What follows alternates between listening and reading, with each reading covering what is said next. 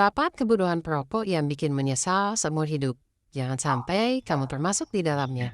Halo semuanya, dengan Dr. Erta, spesialis jantung dan pembuluh darah dari Klinik Era. Kali ini kita akan membahas sesuatu yang bisa dibilang miris tapi nyata. 8 kebutuhan yang sering dilakukan oleh para perokok hingga akhirnya mereka menjadi pasien saya. Yang datang dalam kondisi jantung bermasalah, bahkan tidak sedikit yang nyawanya itu sudah tidak bisa diselamatkan. Mungkin ini terdengar belak-belakan, tapi saya rasa ini penting disampaikan supaya tidak ada lagi yang meremehkan efek dari sebatang rokok yang katanya cuma satu aja kok. Yuk, kita bahas satu persatu, dan siapa tahu kamu itu bisa jadi penyelamat dari kesalahan yang sama. Kebodohan yang pertama, merokok sambil minum kopi, apalagi saat begadang. Nah, ini kombinasi mau yang sering dianggap keren.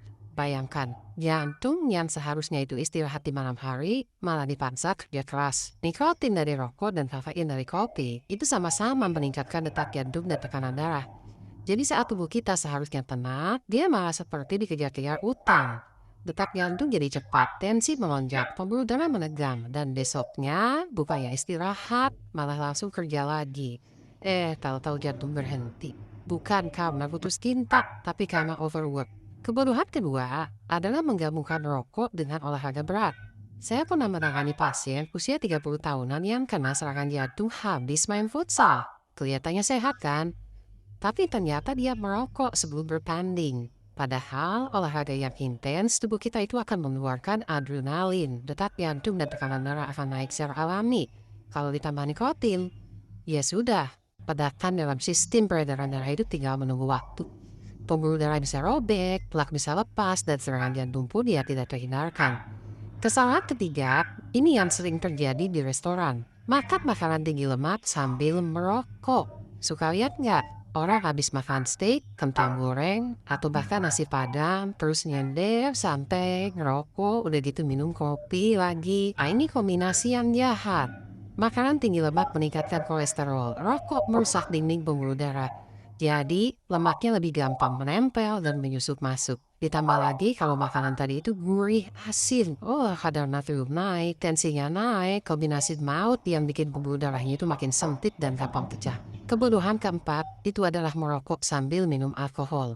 Nah, ini sih klasik, apalagi di bar atau tempat hiburan malam. Alkohol sendiri diketahui bisa menyebabkan pelebaran pembuluh darah sementara, lalu menyempit drastis. Nah, kalau ditambah rokok yang penuh radikal bebas, efeknya itu makin buruk. Organ vital seperti jantung dan hati kerja keras, sementara tubuhmu itu santai-santai berjoget. Bahaya intoksikasi meningkat drastis dan ya, sudah beberapa kali ya ada pasien yang datang dalam kondisi tidak sadar karena kombinasi ini. Lanjut yang kelima, merokok sambil pakai narkoba. Nah, saya tahu ini terdengar ekstrim, tapi ini nyata. Saya pernah menerima pasien muda, usia belasan tahun, datang ke IGD subuh-subuh, intoksikasi berat karena kombinasi nikotin dan zat psikoaktif. Gabungan ini bisa bikin jantung berdebar hebat, aritmia, bahkan sampai henti jantung mendadak. Tubuh bukan mesin yang bisa disepel sesuka hati.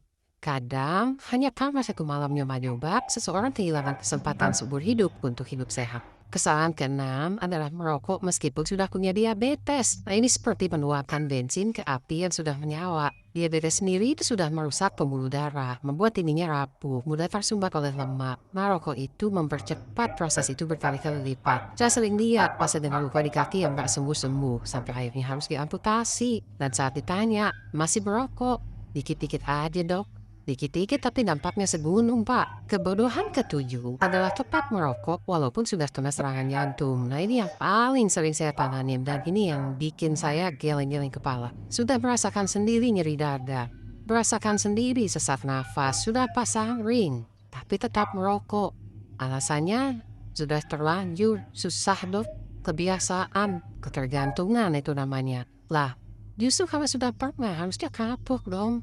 Tapi sayangnya, kecanduan itu sering menang. Akhirnya, serangan jantung kedua pun datang. Dan kali ini, tidak semua bisa diselamatkan. Padahal sudah diberi kesempatan kedua, tapi disia-siakan. Dan kebodohan kedelapan adalah memulai merokok. Ini yang paling mendasar. Semua cerita horor tadi tidak akan terjadi kalau saja tidak pernah menyentuh rokok. Tapi karena alasan coba-coba, solidaritas, atau pengaruh lingkungan, akhirnya seseorang jatuh ke lubang adiksi. Padahal berhenti merokok itu lebih mudah sebelum dimulai. Kalau kamu belum pernah merokok, jangan pernah coba. Dan kalau kamu sudah merokok, berhentilah sebelum tubuhmu itu memaksa berhenti dalam bentuk sakit yang pasti. Kamu mungkin belum merasa sekarang karena efek rokok tidak langsung terasa. Tapi saat tubuh mulai menagih harga dari kebiasaanmu, semua baru terasa, dan seringkali sudah terlambat. Saya tidak ingin kamu jadi pasien saya karena kebodohan yang sebenarnya itu bisa dicegah. Yuk, jadikan hari ini sebagai titik balik. Share video ini ke orang yang kamu sayangi agar mereka juga bisa menyadari bahayanya sebelum semuanya terlambat.